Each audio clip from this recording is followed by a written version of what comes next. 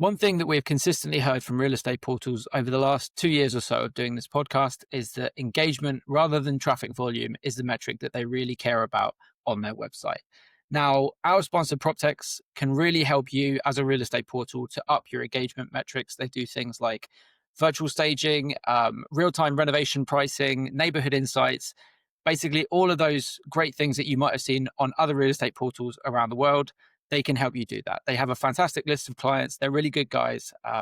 If you want to get in touch with them, head to proptex with 2x's.com or hit the guys up on LinkedIn and say that we sent you.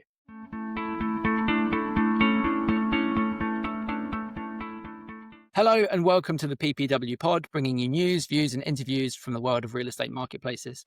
I'm joined for today's episode by Simon Baker. How are you, Simon? And where are you? I'm actually at home in Monaco for once. So I'm enjoying the beautiful sunny day and a walk on the beach this morning. And we are delighted to be joined by Joost Dop, who is the CEO of Funda, the market-leading real estate portal in the Netherlands. Joost, thank you for coming on. How are you? I'm great, and thanks for having me. So one of the big reasons I wanted to get you on, and one of the big kind of focuses of what I've been doing recently is what characterizes real estate markets. I have a Dutch friend, and he's always talking about how difficult the Dutch real estate market is. Could you very quickly contextualize probably the rest of our conversation? What characterizes the Dutch real estate market? Yeah. Well, I think if I really had to characterize the market, I would say we're currently driven by the two A's of availability and affordability. So housing market is actually really scarce. But if we zoom out on the market, the Netherlands has 18 million people living there. We have around 8.4 million households. And the last count is that we probably have around 8.1 million dwellings. So there is probably a shortage of around 300,000 to 400,000 houses. Now, the 8.1 million dwellings is simply divided into, roughly speaking, 5 million residential homes that are for sale. And then we have the rental market is around 3 million plus. And of that 3 million, actually 2/3 is social housing. So when you look at it from a market perspective, our addressable market, the biggest market clearly is the for sale market, and the for rent market is highly regulated. The way we work in the Netherlands is that brokers will have an exclusive mandate from the seller. And that allows for a very structured and clear market with very motivated sellers. Okay, really quickly before Simon jumps in here, I'm interested in that. So it surprised me a little bit that 2/3, did you say, of the rental housing stock is social housing. I imagine that means government controlled housing. Are you Yes. allowed to have that housing on the portal? Are you allowed to monetize it? How does that work? No, I think we would be allowed, but it wouldn't make sense because all these houses are allocated based on your eligibility criteria that are set by the Dutch government, by the local municipalities. So that is actually really a closed market. I think it's a really great thing that we have high quality social housing, and it's something to cherish, let's say in general. But as a businessman, of course, I'd like to get my hands on it, but that's not going to happen. Yeah, fair enough. The other kind of question I had around housing supply and things like this is, and it's kind of a big, broad question, but it's something that I've asked a few real estate portal CEOs now, and they've given interesting answers. How do you see Funda's role in potentially, I don't know whether you see Funda as like a tool for, let's say, improving the situation. There's obviously a big shortfall. Is there anything that you can do as a real estate portal to, encourage the right practices or encourage government, or is that none of Funda's business and you're actually happy to, sit on the sidelines and sit out here? No, it's definitely not the latter. I think, first of all, we have a very strong brand name. We have a big voice, and we're probably pushing above our weight. But I think with that comes a huge responsibility. I think the shortage of housing in the Netherlands is driven by probably at least 6 or 7 factors. It's interest rates, it's environmental concerns, shortage of labor, land prices, and when you talk to individual players, so let's say mortgage providers will say, well, it's the government, and the government will point to someone else. What we're trying to do as Funda, we have positioned ourselves. Our mission is to help advance people that live in the Netherlands and get to their next step. That could be scaling up, scaling down. And what we do for searchers, we believe it's the biggest step in their life. And what we're trying to give them is perspective and an overview. So typically when people will move to another city, they'll hear about one neighborhood and then they get very focused on that neighborhood. But what we also have is a section called Neighborhood Insights. So we provide insights on this neighborhood, and then we might say, oh, if you like this kind of house with high ceilings, do you know that in another part of the city, there's actually similar type of houses with a relatively more availability or relatively more affordable pricing. So we're trying to help consumers to look beyond the obvious. But at the end of the day, of course, what I said, by sort of conservative indication, we think it's around 300,000 to 400,000 housing shortage. So there's only so much that you can do. Yeah. But we definitely feel it as a responsibility. Have you thought about building houses? Well, it's funny you ask. We actually have done 2 things. One is we surveyed a lot of our consumers and asked what their ideal home would be, and then we had an architect draw that. It looked a little bit like a camel, sort of like, oh, it started out as a horse, and then it's a horse designed by committee, they say. Exactly.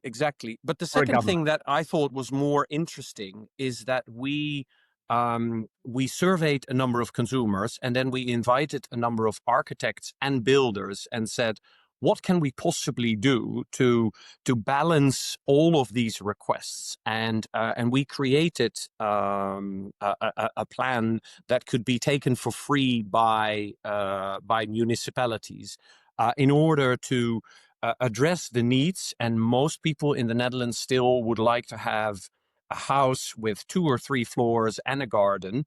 But then you, of course, also have an aging population. So we tried to fit that in. So it was actually a really nice collaboration, very limited uptake. But again, that's probably also for a variety of reasons. Yeah. And I wasn't being facetious when I said, have you thought about building houses? I mean, if you look in other markets like I'll use Zamin in Pakistan, they've actually partnered with developers, leveraged all their data, and they have an architectural team in-house.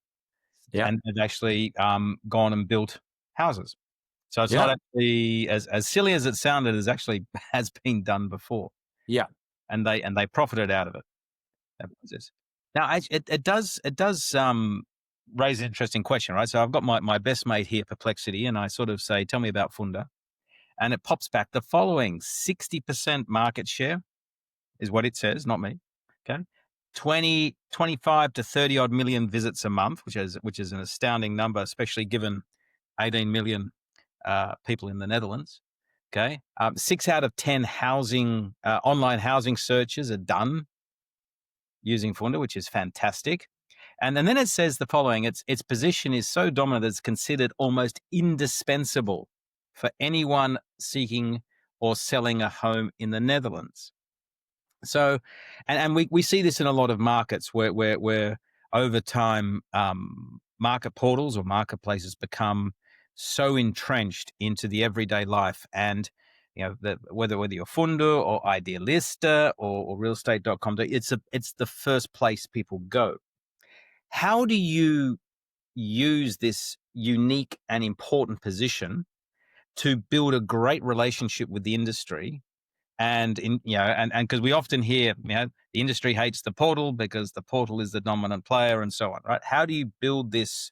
How do you build a position in the industry that takes the industry needs into account, takes the consumer needs into account, and sometimes they are different, Okay. Yeah. How do you then work with the industry? Yeah.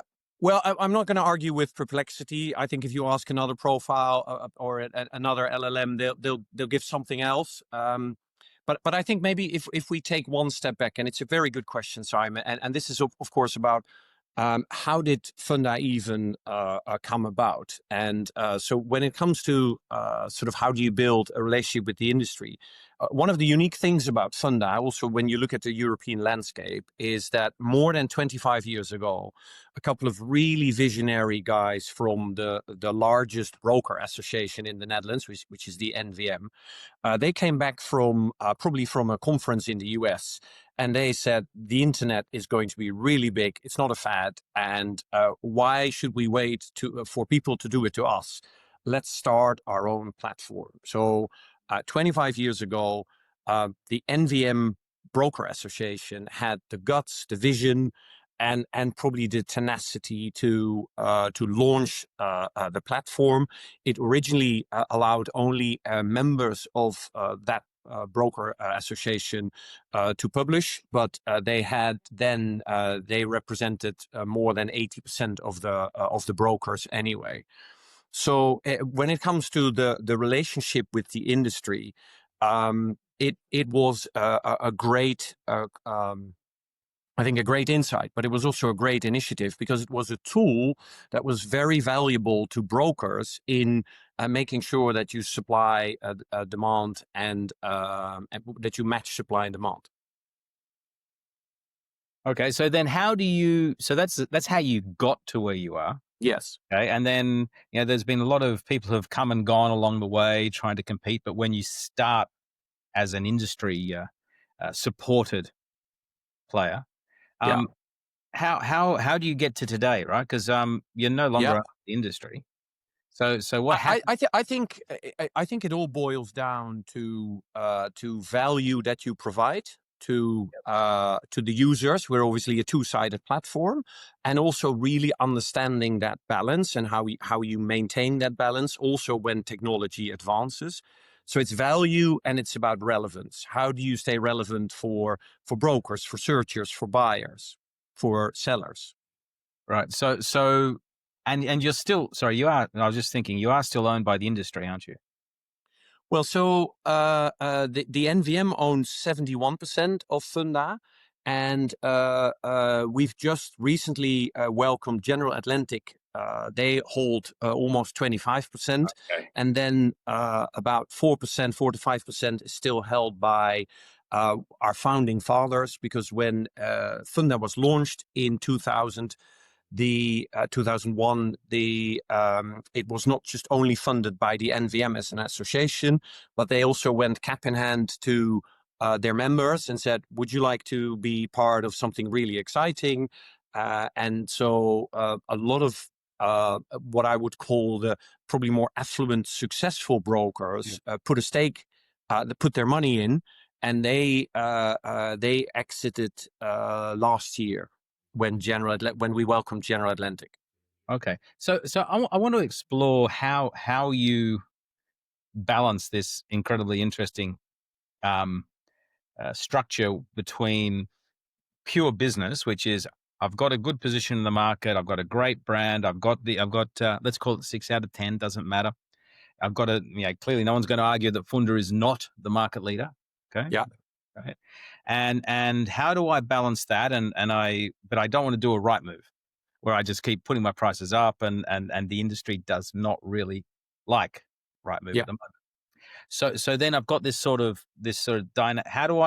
how do you think about that? You've got your owners, industry, but also General Atlantic who want a return on their money. How do you sort of square that? Well, I think it's again back to the question of what is the value that you're providing, and I think we know from all the research that consumers really value what we deliver to them. For consumers, the ownership of the platform that they're using is completely irrelevant.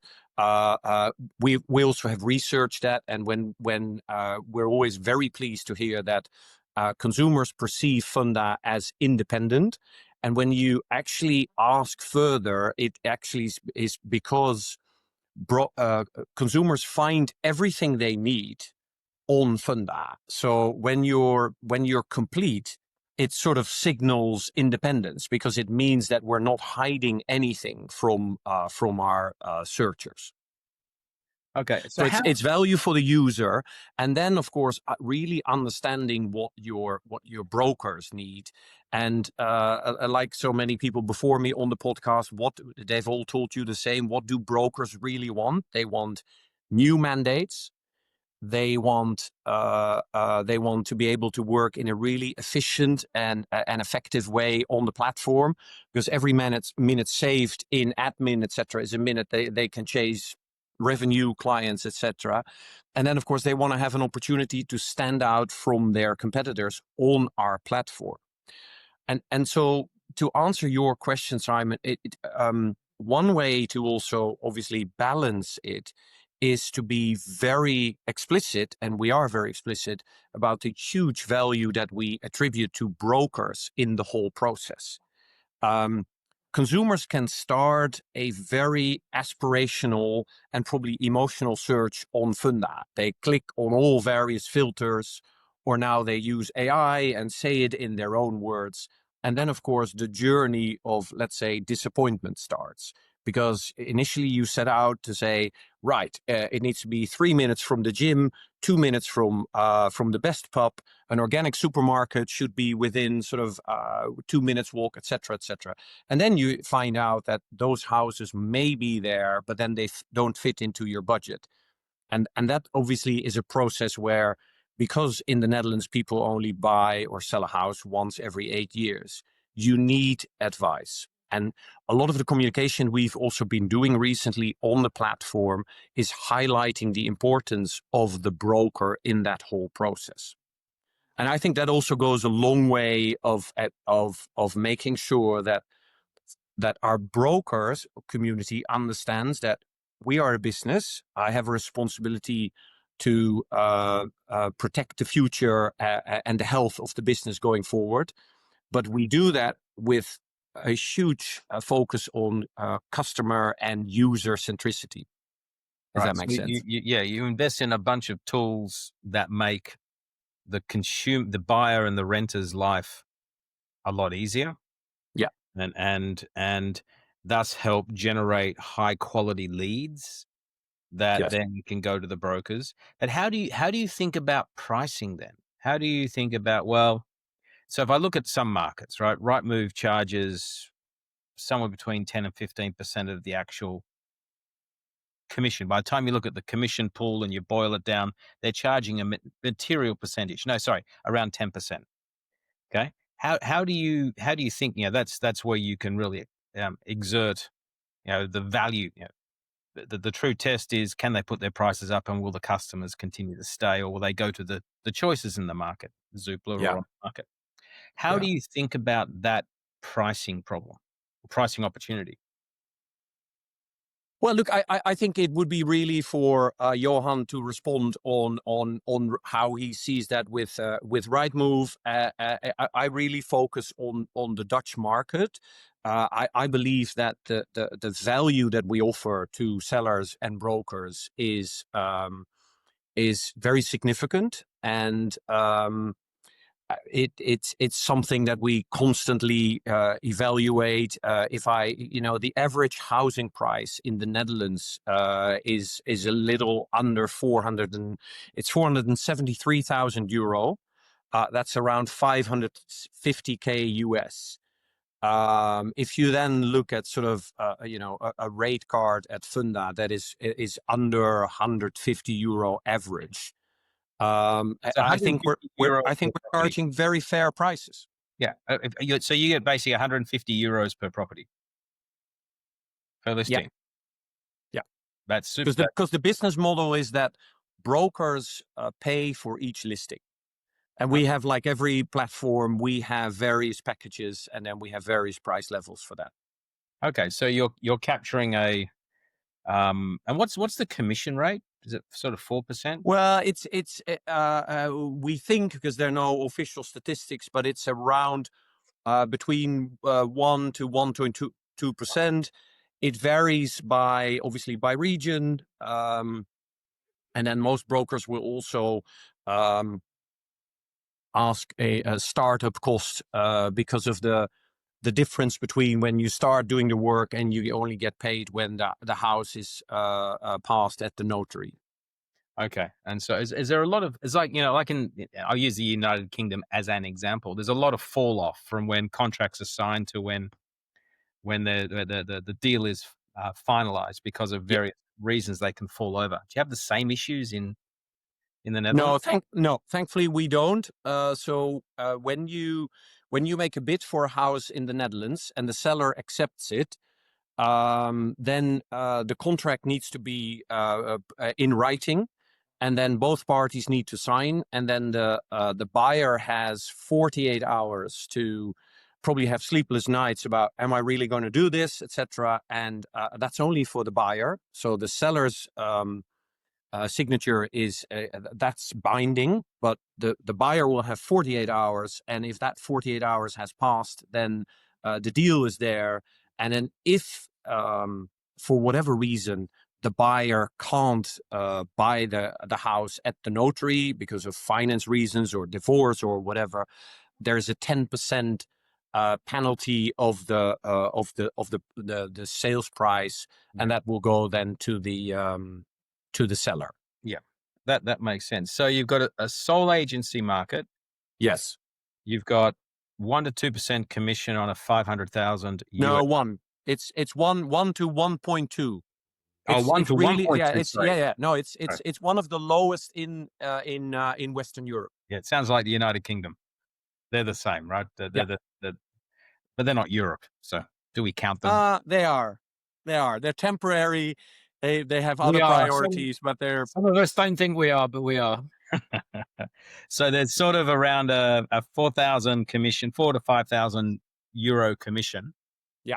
And you're capturing 150 euros out of that. Yeah. And you're generating the majority of the leads. Yeah, we'd like to think so. Yes. Yeah. I can. So as an outside-in perspective, not putting words in your mouth, I think there's clearly a lot of upside opportunity, but given your ownership structure, I can understand why you have to be mindful of how you do it. So how do you think about rolling out tools for the agents? We've talked about tools for the consumers, helping them search better, higher quality leads. What role does Funda play in building tools for the industry? Oh, I think we play a big role, and it's a big focus. I think if you would ask most brokers, they would say, "Well, you can always do better." But we provide brokers with simple tools like how is your property that you have currently listed? How is it performing? Number of views, etc. And we've also made that now in an easable, shareable format, so they can then share that with their seller. We help brokers with data tools that they can use when they pitch for a new prospect. So we help them with what we call a demand scan. So brokers can download that information and use that for their sales pitch, and so it's all around the things I already mentioned. It's around effectiveness and efficiency. We're rolling out our own internal, what we call our Funda desk. So the tooling that is needed to upload your listing on Funda. And again, there's a relentless focus there on reducing upload time and making sure that it's all going frictionless. I'm interested. Maybe the other thing, just to add on, sort of, and it's interesting when you talk about, there's tooling for consumers and there's tooling for brokers. I've done this job now for almost 4 years, and I think one of the biggest discoveries for me was that we did exactly how you positioned it, Simon. Like, is the tool for the broker or is the tool for the consumer? And what we're now doing is actually trying to connect the dots, not just in rolling it out, but also in communicating it. So, very quick example. People love to save houses on Funda. It's a nice house. Maybe it's because it's a really cool house, but maybe it's also because they like the wine fridge or the infinity pool. And what we used to do was only roll that out as a consumer feature. Here's a new way to save the house. You can scribble notes on it. You can share it with people. And we would essentially only communicate that to the users. What we're now doing is actually talking to the brokers and say, look what we've done. We've improved this feature for consumers. There's an increase of 30%, 30, of saved houses. And that's 300,000 houses more on whatever every week. But that's not just a consumer benefit, because it gives us also 300,000 opportunities to show the name of your brokerage right next to it. So back to Simon's point about how do you balance the needs of your customers and then of your searchers. We're now much better at communicating that what we're doing for one group is also beneficial for the other and not necessarily against them. I'm interested, Joost. So we're going to keep talking about it because it's almost unique in the world. A market leader that is majority owned by agents. I think I can think of maybe two others around the world, right? So Simon's kind of implied that there's a disadvantage when it comes to pricing. We won't dig into that. I'm interested in the benefits because you said you listen to the podcast. You must read about all these other real estate portals around the world that have conflict with their customers. I can think of a few potential benefits that you must be experiencing, but I'd like you to just talk a bit about the benefits of having the industry as your main backer, because, like I said, it's pretty unique, and I think people out there will be interested. Yeah. Well, I think one of the obvious benefits is that the owner is very committed. It's not a pension fund thinking, today I'm in oranges, and if tomorrow everyone eats bananas, I'm just going to chase a banana business. So we have a very, very committed owner. That's one advantage. There is this deep realization that a platform like Funda is a very important instrument in getting the deal done, in winning new leads. And there's obviously tons of other ways that a broker can also market the listing, etc. So one is, I think, a real advantage is the commitment of the owner, but because the owners are also members of the association, there is also a shared commitment to the success of the platform. Yeah. So one kind of theory that was knocking around in my head as you were talking there is, it's related to something that I've done a lot of research around recently, which is real estate portal search. Now, to cut a very long story short, what I've found is that market leaders almost everywhere around the world are more restrictive in what they allow their users to search with, right? They only have, let's say, 20 parameters that the user can use, as opposed to the number two will normally have 25 or 30. And at least to my mind, that's because they want to, emphasize the competition. They want to restrict their user search and show more kind of premium listings at the top, right? I would imagine, and please correct me if I'm wrong, that when everybody's interests are more aligned, as I assume the case is with Funda, you can actually develop the search a bit more, and you can give people, let's say, more parameters, more freedom to, really find their dream home quicker than would potentially be the case with a real estate portal that is owned by one of these, as you say, like pension funds, that's just out there to really maximize profit today. Well, look, it's a really interesting thought. I've never looked at it that way. I'm glad to hear that you said it's just a theory knocking in your head still. But I think the thing we should not forget is that there is a broker association, but these brokers are fiercely competitive. You were referring to the UK. Dutch high streets resemble a London high street. There can be 6 or 7 brokers, and they're all competing for the same leads. So I think in the end, what we provide to brokers and to searchers is, yes, you can search on various parameters. You can also search on keyword, etc. But it's really done with the view to give the users the best experience. So this goes back to my point about relevance and value. So I don't think there's like an invisible hand saying like, oh, because we are all one big family, let's broaden the search. We do that anyway because we're obsessed with that perfect user experience. Okay. The other, again, and this is a theory in my head, which please correct me if I'm wrong. So having looked at Funda's business a little bit and compared it to other similar businesses around the world, it doesn't appear to me that you are as deep in some adjacent revenue streams as some other businesses around the world are. So things like mortgage, etc. Is that largely because you have this agent association that, they want to make their money from these adjacent services as well? We have seen, I think Simon and I talked about it on a podcast, the actual wording of the agreement between the National Association of Realtors in the US and the owners of Realtor.com, saying you can't do certain things. If you do these things, we can remove the ownership of the portal from you. Is the reason that perhaps Funda isn't as deep in these adjacent services because you want to, not tread on the agent's toes, perhaps? Or is it just completely circumstantial and nothing to do with it?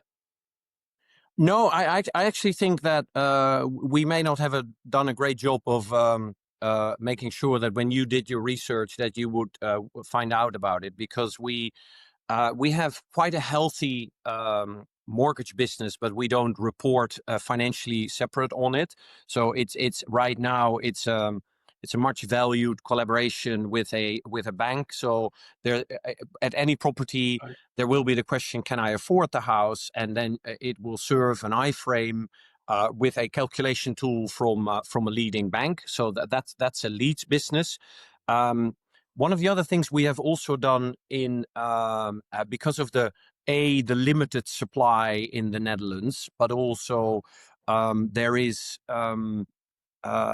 let's say there's little upside in trying to chase the houses that we currently already don't have on the platform.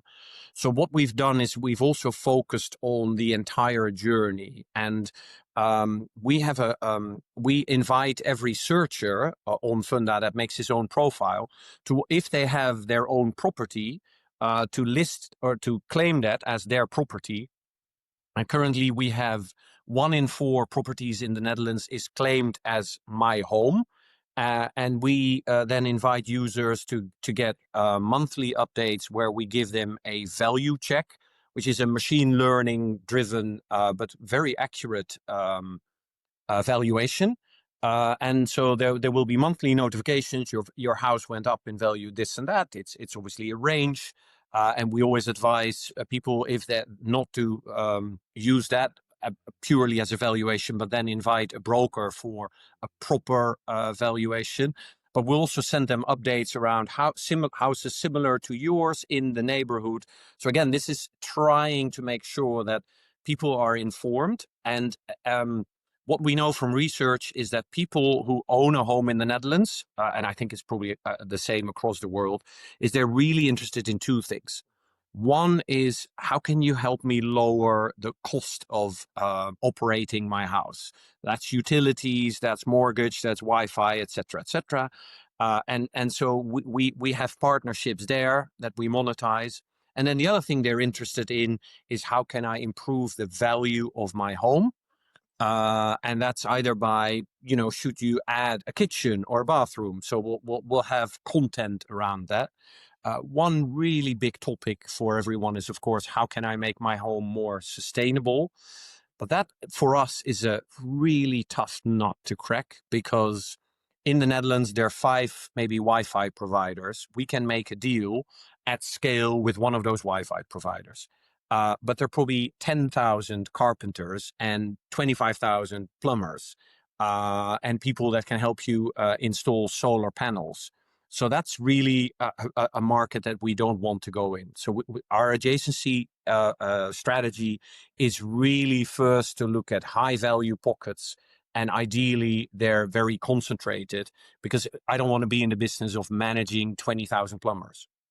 Okay, well answered. I need to consult my research document while I hand over to Simon, because clearly it was done a while ago.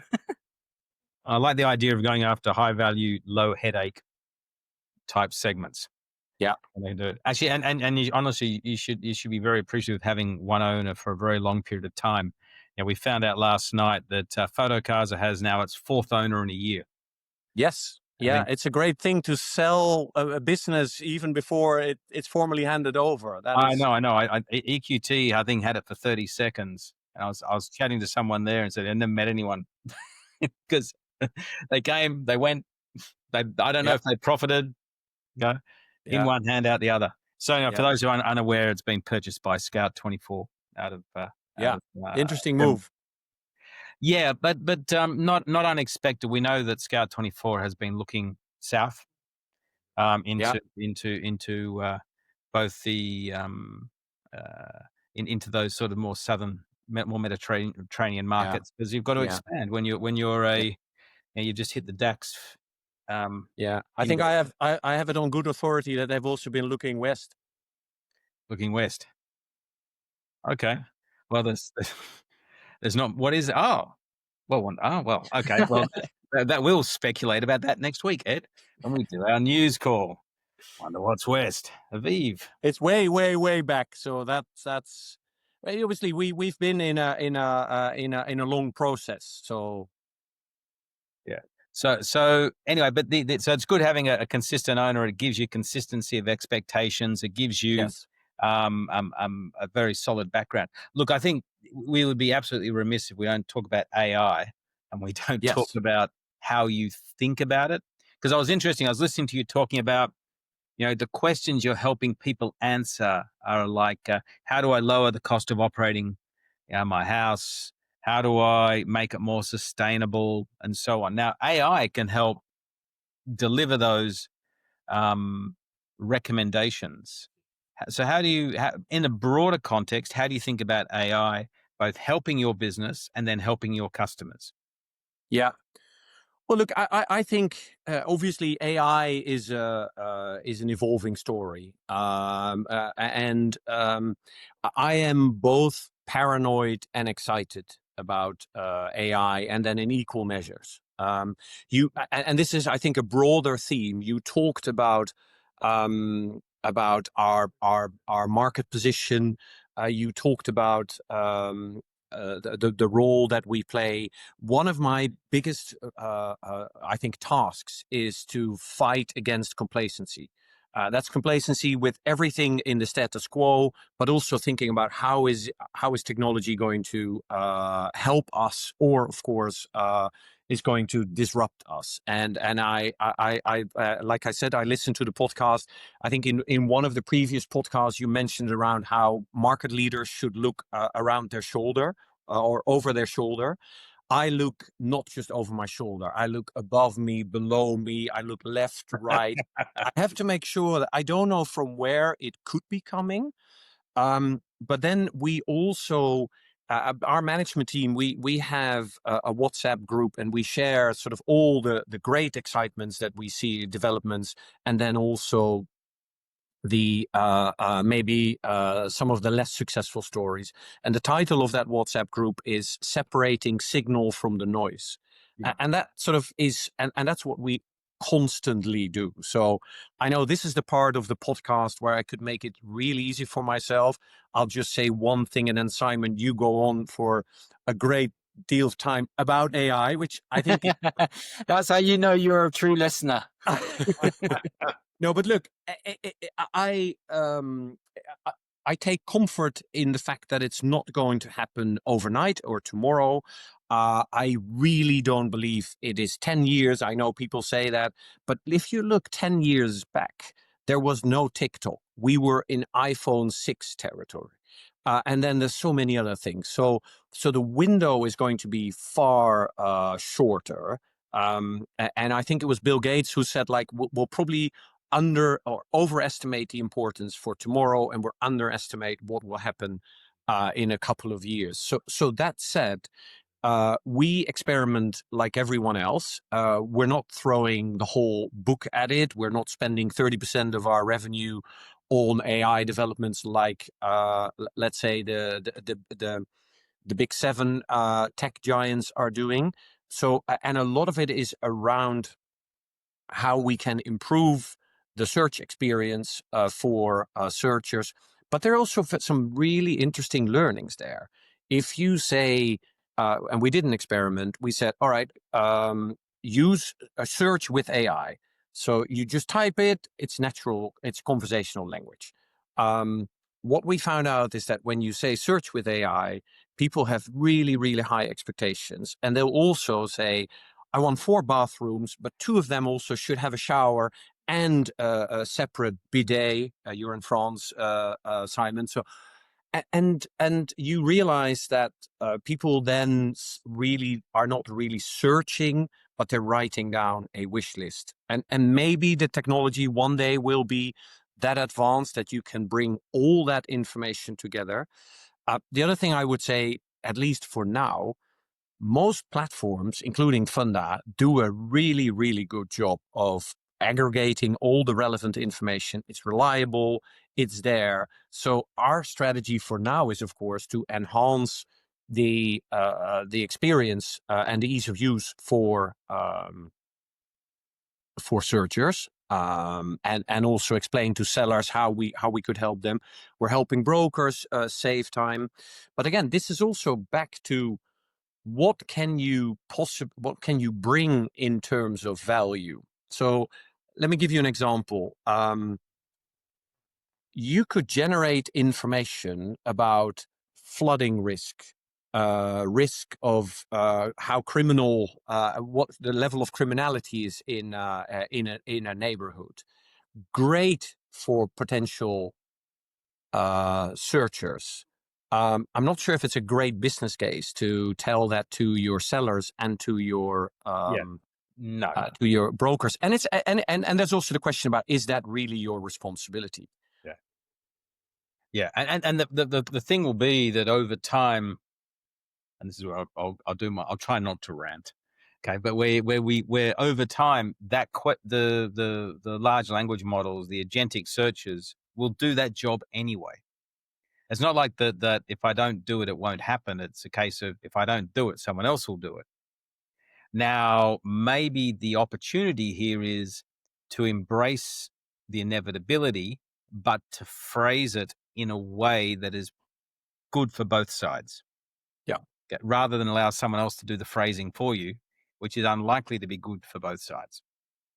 That's a way of thinking about it. And so that's why I would be going like flood risk, and take flood risk. Good one. You're in the Netherlands. Half you are half below water anyway. Right? Yeah. Well, below the level, and you've got big dikes to keep the water out. Yes, this is prone to. This could be a flood risk area. Yes, this is a known issue. However, the probability, or it's a 1 in a 10,000 year event or something, right? Then you do the countervailing, because everyone loves the headline. Yes, it's a flood risk area, but there's the countervailing, and it's 1 in 10,000 years. Yeah. Right? And I think you don't want to have someone else set the headline without the balancing. Now, the agency, of course, wants the balancing going. It's 1 in 10,000. Come on. Yeah. Yeah. And by the way, we're doing all these enhancements to the dikes, or I don't know, whatever. Yeah. No, and banks from their ESG risk profile will want to know that. So it is going to become an issue with climate, global warming, etc. But the other thing we also try to take into the perspective when we think about AI is, I always also try together with the team to strategize on various scenarios. So the people at Shell were the first ones that really thought, like, there's no point in trying to predict the future, But what you can do is you can design scenarios, and then if this and this happens, how would you respond to it? And then maybe later you can actually attach probabilities to it. And I think one of the things people are currently forgetting about the whole AI development is in most Western markets, we're actually seeing that it's a real seller's market. And what would happen if it suddenly becomes a buyer's market? And is your platform then still fit for purpose? For let's say industry veterans like you, Simon, and I say this with the greatest respect, but it means you Okay. have gone through cycles. Yes. If you look at sort of broader perspective, suddenly spending 5% of your GDP in the Netherlands and in Western Europe is on the cards because of what happens and the global tensions in the world. That is for a whole generation that didn't even know that we still had an army because they have only seen peace.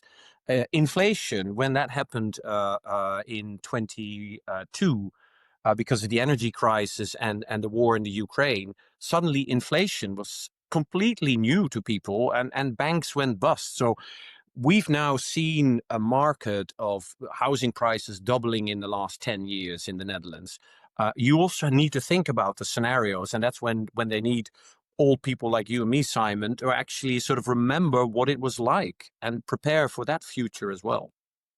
Yes, I agree. And I think if as long as you're positioning the business as the friend of the agent, the friend of the buyer, the friend of the renter, the friend of the landlord, everyone's friend, I'm going to Yeah. give you the information you need so you can price your house at the best level. You can work with the right agency to sell the property. You can find the home of your dreams. And we're going to continue to improve each of those offerings, both Yeah. independently and as they clearly link together, you Yeah. talked about. Yeah. Then you are doing the absolute job of positioning yourself as the indispensable fountain of knowledge. Yeah. Information. I think I would add to your positioning of friend, I would probably say useful and affordable friend. Because just being a friend is one thing, but I think it's and it probably also is something that I like is sort of always trying to understand, like, what would you like to get out of this equation? What would you like to do? And then see if there is a way forward. Yeah, that makes a lot of sense. I had a sort of a bit of a random question I wrote down ages ago, and I was wondering, are there any private sellers in the Netherlands? Yes. Is it a Yeah. big segment? I have no idea. Yeah, so there's a very small segment. We think it's under 3 or 4%, but Okay, so there it's is like a there is a strategy. platform that actually allows for sale by owner, and that's they exist. Yeah. Can they advertise on Funda? Yeah, for your which you're going to do in a minute anyway for the conference. No, but Yeah. no, so we advertising, banner advertising is a really important part of our business. So that's for large advertisers who just want to have eyeballs or very bespoke audiences, everything in and around the house. But if you're an individual can't sell his home on the platform. It needs to go through a broker, and we love that because it gives you very motivated sellers and with very accurate information, great visuals, etc. Okay, I understand. Okay, So, look, final question, because we're getting on for time here. You know, if you've listened to the podcast, you'll know Simon likes to ask the AI question. I'm going to ask the question that I like to ask everybody. You obviously read a lot about other markets around the world. You say you listen to the podcast. What lessons do you take from these other markets that might not, on the surface, have much relevance to what you're doing in the Netherlands? And perhaps, is there a lesson that you think that people in these other markets might be able to learn from the unique kind of way of doing things in the Netherlands? Well, I think we constantly study the industry, and having GA as a shareholder is also a great way of finding even beyond the sort of the best practice stories that may make it to the press. I not only look for inspiration and best practice, but also failures, because I think you learn sometimes more from your failures. But I also look at other verticals, other categories. How are they using it? If you look at sort of how let Google do the Googling is affecting, I can't remember if it's TripAdvisor or the other one, but also health.com. You look at the reduction in click outs. That is food for thought, and say, whoa, what if that would happen to us? How would we respond to that? So I just look at other industries. But there's also another interesting question. For example, if you use AI scrubbing to add new interiors to a listing, and sort of you help consumers dream. At the end of the day, if that gives higher engagement, I know that people spend 4 to 6 minutes per day on the platform. Would I rather have them engage with one a property for like 4 to 6 minutes, like, oh, what if I would make this Gothic or Scandinavian, etc.? I would rather that they move on to the next one. So that there again, there's also a balancing act. And then there's also this question: if a broker already sells this at a nice margin, is it really my role then to also do that? So I think one of the interesting things about being in this business and why I love it is it's multifaceted, and therefore understanding technology, monetization, but also understanding and respecting everyone in the ecosystem. Okay. Very good answer. You made a really good point there, which is something that I might do a bit more research on. Joost, thank you very much for your time. We really appreciate busy CEOs like yourself taking time to talk to us. Yeah, I'm sure a lot of people out there will have learned quite a lot from hearing you talk over the last 50 minutes or so. So thank you very much. Well, I thoroughly enjoyed it. So thank you for having me. No, thank you.